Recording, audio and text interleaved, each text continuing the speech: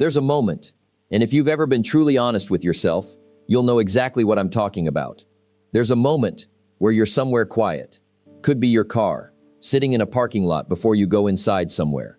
Could be late at night, when everyone else in the house is asleep, and the TV is off, and there's nothing to distract you. And you just stop. And you look at your life. Not the version of it you present to other people. The real one. The one underneath all the explaining and the justifying, and the things are fine. And something inside you goes very quiet. Because you already know what's missing. And the painful part is, it's not a mystery. It's not some deep psychological puzzle you'd need years of therapy to untangle. You've probably known for a while. And it's not a person, it's not a job, or more money, or some big dramatic event that changed everything. It's something smaller than that. Something that doesn't make a good story at a dinner party. It's the fact that you haven't been doing what you told yourself you were going to do. Not last year, not last month, maybe not even yesterday. That's a strange kind of pain, isn't it? Because you can't really bring it to anyone. You can't call someone and say, "Hey, I keep lying to myself, and I'm not sure how to stop." Nobody knows how to respond to that, so most people just carry it quietly. They wake up, check their phone, get through the day, tell themselves tomorrow will be different. And in the back of their mind, somewhere underneath all of it, there's this low hum of knowing that it probably won't be. I'm not going to sit here and make you feel better about that, and I'm not going to make you feel worse about it either. I just want to actually talk about it, honestly, because I think it's the thing most people need to hear, and almost nobody is willing to say directly. The biggest gap between where someone is and where they want to be, and I've watched this play out over and over again, in myself and in people I've known. It almost never comes down to talent. It almost never comes down to luck or timing, or who they know, or what advantages they were handed. The gap, almost universally, comes down to something much simpler and much harder than any of that. It comes down to what they do when nobody's watching, what they do when they don't feel like it, what they do on a regular Tuesday morning when nothing is exciting and no one is expecting anything from them and the world isn't giving them any particular reason to try. That Tuesday, that ordinary, unremarkable, completely forgettable Tuesday, that's where lives are actually built or quietly lost. Not in the big moments, not in the breakthroughs and the speeches and the dramatic turning points. In the small, invisible, nobody's paying attention Tuesday. And most people are losing those Tuesdays. Not dramatically, they're not throwing them away in some obvious, regrettable way. They're just letting them slip. A little extra time in bed, a little scrolling, a little, "I'll get to it after this one thing." None of it feels catastrophic. That's the insidious part about this kind of drift. It never feels catastrophic until you look back and realize what accumulated. I think about someone I knew years ago. Not a famous person. Not anyone who ended up in a book or a magazine. Just a regular person who was genuinely smart, legitimately talented, and had more potential than most people I'd encountered. And I watched him for years. I watched him get excited about something and never follow through on it. I watched him have the idea and talk about the idea and never actually move toward the idea. I watched him read books about success and then live in contradiction with everything he read. And the painful part, the part that made it hard to watch, was that he wasn't lazy. Not exactly. He cared. He genuinely cared. He wanted the life he kept picturing. He just couldn't close the distance between wanting it and actually doing the things it required. That distance. I've spent a lot of time thinking about that distance, because most of us live in it. That gap between knowing and doing. We know what we should eat. We know we should exercise, or at least move more than we currently do.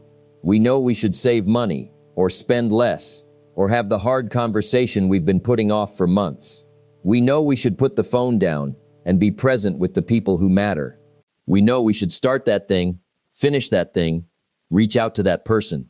We know. The knowing is not the problem. The problem is that knowing without doing is just a comfortable form of self-deception. It lets you feel informed. It lets you feel aware. It lets you feel like you're above the problem, like you understand it, without requiring you to actually change anything. You get the feeling of progress without the progress. And I want to be honest with you. because I think honesty is the only thing that actually helps anyone move. That's not a knowledge problem. That's a discipline problem. And I know that word carries weight. Discipline. It can feel heavy, punishing, like something grim you force on yourself. Cold showers at 5 in the morning, and rigid schedules, and no fun allowed. And some people do make it into that. But that's not what I mean when I say discipline. What I've come to understand is that real discipline, the kind that actually reshapes a life, is not about suffering. It's much simpler than that. It's about keeping promises to yourself. That's really it. Because here's something that took me longer than I'd like to admit to actually understand. Every time you tell yourself you're going to do something, and then you don't. Every single time you set an intention and walk away from it, something happens inside you. It's quiet. You barely register it in the moment, but it happens. You trust yourself a little less. Your word to yourself becomes a little lighter, a little less serious. And over time, if you do that enough, if you keep breaking your own promises over days and weeks and months, you stop believing that you're someone who follows through. And once that's happened, everything gets harder. Because now you're not just fighting the task. You're fighting your own accumulated doubt about whether you can even do the task. You're carrying this invisible weight of every time you said you would and then didn't. Every resolution that faded. Every Monday that was supposed to be different. And that weight is real. People don't talk about it enough. The psychological cost of consistently not doing what you said you'd do isn't just the goals you miss. It's the quiet erosion of your confidence in yourself. The story you tell yourself about who you are. And that story is either building you or limiting you, and you're writing it every single day. Every time you do what you said you'd do, you write one version of yourself. Every time you don't, you write another. Now I know what the next thought is, because it's the thought most people have when this comes up. Discipline is just something certain people have. It's a trait, a personality type. Some people are built for it and others aren't. And if you've never been particularly disciplined, that's just who you are. I've heard that. I've probably said some version of it myself at different points. And I want to push back on that, firmly, because I believe it's wrong. Discipline is not a trait, it's a skill. And like every skill worth having, it's built through practice. You don't wake up one day suddenly disciplined. You become disciplined by doing small things consistently over time. By showing up when you said you would. By starting even when the motivation isn't there. By finishing what you started, over and over. In small things, in regular things, in the things that nobody notices. And what's strange about it, genuinely strange, is that the more you do it, the easier it becomes. Not easy. I want to be clear about that. Easier. There's a difference. The resistance you feel on the first day of something hard is not the same resistance you feel on day 30. Something changes. Not the task necessarily. You change. Your relationship to the task changes. You start to trust yourself. And that trust, that internal sense that you're someone who does what they say, that changes everything downstream. Think about the people you most respect. Not necessarily the famous ones. Maybe people in your own life. People who've built something, who carry themselves a certain way, who seem settled in who they are. And if you look honestly at how they actually spend their days, you'll almost always find the same thing underneath. A set of habits they almost never break. Things they do whether they feel like it or not. Small actions that don't look impressive in isolation, but that, stacked up over years, produce results that look remarkable from the outside. That's not romantic. I understand that. It would be nicer if there was a shortcut, a secret, something you could unlock that would change things overnight. But that's not how lives actually get built. Lives get built in the margins, in the hour before anyone else is awake, in the choice you make when you're exhausted and nobody would blame you for taking the easier road, in the consistency that eventually stops feeling like discipline at all. It just becomes who you are. It becomes your nature. And that's the shift you're working toward. That's the thing. Because right now, maybe discipline feels like something external, something you impose on yourself, through willpower, through gritting your teeth, through white-knuckling your way through things you don't want to do. And that can work, for a while. But the goal, the real goal, is to get past that phase. To get to the place where it's not, I'm making myself do this, but simply, this is what I do. That move, from effort to identity, from forcing to being, that's where lasting change actually lives. But I want to be real with you about the beginning, because I've made the mistake of glossing over this, and I don't think it helps anyone. The early stages are genuinely hard.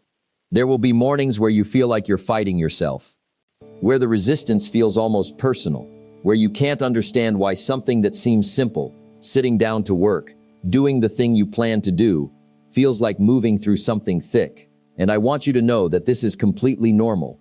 That's not a signal that you're failing. That's not evidence that you're not built for this. That's just what it feels like for almost everyone at the beginning of building something real. Most people quit during that phase. Not because they're weak, not because they don't want it, but because they misread the resistance. They interpret the difficulty as a sign that something's wrong, when really, it's just a sign that they're building something new. And the people who keep going through that phase, they're not necessarily tougher than everyone else. A lot of the time, the difference is just understanding. They know the friction is temporary. They know if they keep showing up, the path gets a little clearer. The weight gets a little lighter. Not all at once, gradually. And something starts to happen. You get small results. Maybe you're a little sharper in the morning because you went to sleep when you said you would. Maybe you're a little further along on the thing you've been putting off for months. Maybe you feel a quiet pride at the end of a day that you haven't felt in a while. Small things, easy to dismiss, but they matter because they begin to shift what you believe about yourself. And when what you believe about yourself changes, when you start to actually see yourself as someone who does what they commit to, everything else begins to adjust accordingly. Your standards shift. What you're willing to accept from yourself shifts. The goals you allow yourself to aim at shift because you start to feel, not in theory but in actual felt experience, like someone who's capable of doing what they set out to do. I want to say something about time because I think this is where people get quietly defeated. We tend to think about change in one of two ways, either in huge, abstract timelines, someday I'm going to turn this around, or in short, impatient windows, I'll try this for 2 weeks and see if it works. And neither of those orientations really serves you. The real unit of meaningful change is months, seasons, years, because discipline, like interest compounding in an account, doesn't reveal its value immediately. In the early weeks, you're doing the work and you look around and the gap between where you are and where you want to be looks exactly the same as it did before. That's discouraging. That's the moment most people stop. But here's what's actually happening underneath the surface. Habits are forming. A different relationship with yourself is forming. A new kind of evidence is accumulating. Quiet, internal, not visible to anyone else yet, that you are someone who shows up. And that evidence, over time, becomes the foundation for something solid. One day, not with fanfare, not in a big cinematic moment, one day, you just notice that things are different, that you've changed, that the person you were a year ago would barely recognize what you do with a Tuesday now, what you expect from yourself, what you're capable of carrying. That's the payoff. And it's real. I've seen it. I've felt it. But you only get there by not quitting during the stretch, where nothing visible is happening yet. There's one more thing I want to say, because I think it gets skipped over too easily. Discipline isn't only about what you do. It's equally about what you choose not to do. And that part is, honestly, sometimes more painful than the doing. Because the things that drain your time and your attention and your energy, they're rarely obviously bad things. They're comfortable things, enjoyable things, things you actually like. And cutting back on them, even partially, even strategically, feels like losing something. There's a real cost to it. And most people won't pay it. But every hour you spend on something that doesn't matter is an hour you took from something that does. Every time you reach for the comfortable distraction instead of the hard thing that matters, you're making a transaction. You're trading something real for something easy. And you can do that for years and be comfortable and have almost nothing to show for it. Or you can make a different choice. Not every minute, not without ever relaxing, but consistently, as a pattern, to point your time and your attention in the direction of the things that actually matter to you. And that requires being clear on what actually matters to you, which is its own difficult work. Because most of us carry around these vague, unexamined ideas of what we want without ever sitting down and actually deciding, without actually asking, what do I want my life to look like? Not what I'm supposed to want, not what would look good. What do I actually want to build? What matters to me when everything else is stripped away? Because without that clarity, discipline doesn't have a direction. It's just effort running in circles. But when you know what you're protecting, when you know what you're working toward, discipline stops feeling like punishment. It starts feeling like loyalty. Loyalty to yourself, to the version of yourself you actually want to become. I think about people who have made real changes in their lives. Not the dramatic makeover stories, the real ones, the quiet ones that happen over years. And what I keep noticing is that the turning point is almost never a single event.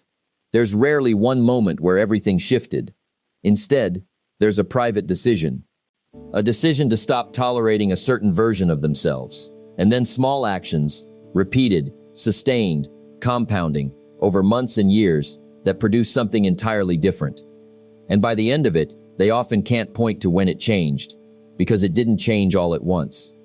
It changed in 10,000 ordinary moments, where they kept the promise instead of breaking it, where they showed up when they didn't want to, where they chose the harder thing quietly, with no one watching, and went on with their day. That's the unglamorous truth at the center of all of this. And I think you know it's true. You've probably known it for a long time. The life you want isn't locked behind some advantage you don't have, or some fortune that hasn't found you yet. It's available to you through what you do with the ordinary time you already have. The question is what you're going to do with it. Because the conversation with yourself about changing is comfortable. It feels like movement. You can spend years in that conversation. Years of intending, planning, almost starting. And each time it feels like something is happening, but nothing is actually moving. The gap between where you are and where you want to be does not close through thinking about closing it. It closes through doing, through kept promises, through showing up when you didn't feel like it, through choosing, again and again, on ordinary days, to be the person you said you were going to be.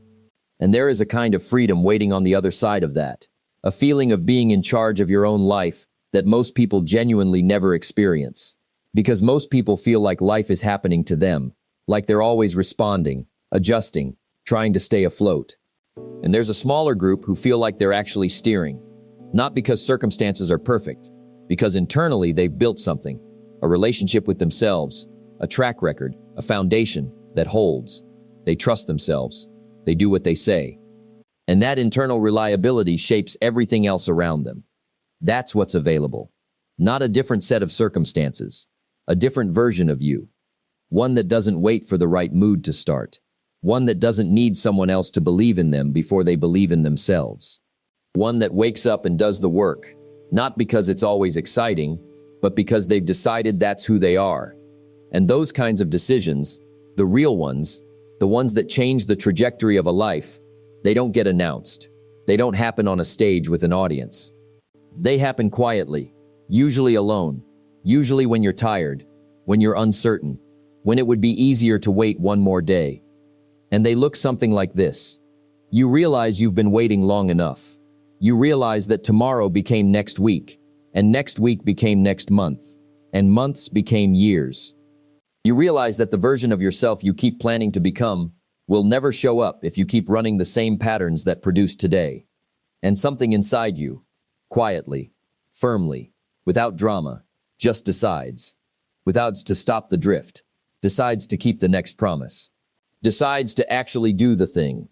Not because you feel ready. Not because everything is lined up perfectly. Just because you're done not doing it. And the next morning, when the alarm goes off, you'll have a chance to honor that decision, or let it go like all the others. And then the morning after that. And the morning after that. That's where the discipline gets built. Not in one day. Not in one grand effort. Morning by morning. Promise by promise. Until one day you look back and the person you used to be, the one who kept starting over, who kept negotiating with themselves, who kept waiting for a better moment that never came. That person is just a memory. And the life that always felt like it was just out of reach, you're already living it.